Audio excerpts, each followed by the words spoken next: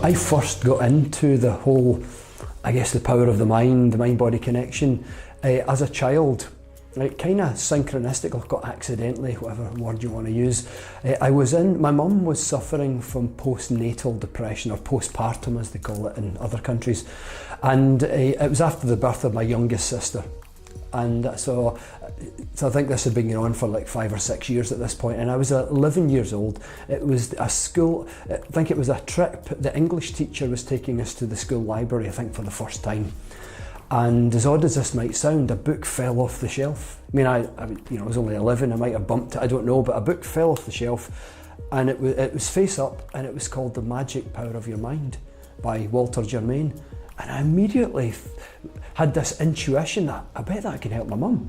So I just took the book, put it in my bag, and I didn't know at that time that you're supposed to join a library and get a little yellow card and borrow a book. So technically we borrowed it, we just haven't given it back yet, 37 years later.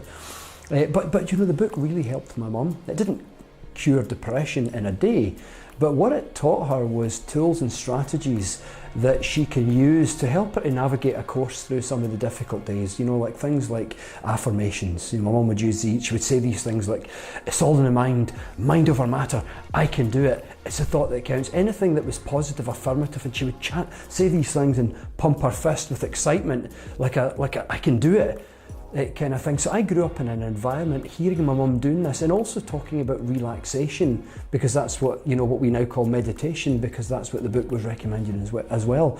And so I grew up in that environment as a teenager, hearing my mum often talk about or infer the power of the mind. So it became a real interest. My mum and I would often talk about it. So it's no surprise that several years later I'm working in the pharmaceutical industry as a scientist. And all my friends are excited about a drug working, and I'm excited about how many people have proved in the placebo, and how the mind had exerted some kind of effect and how that worked.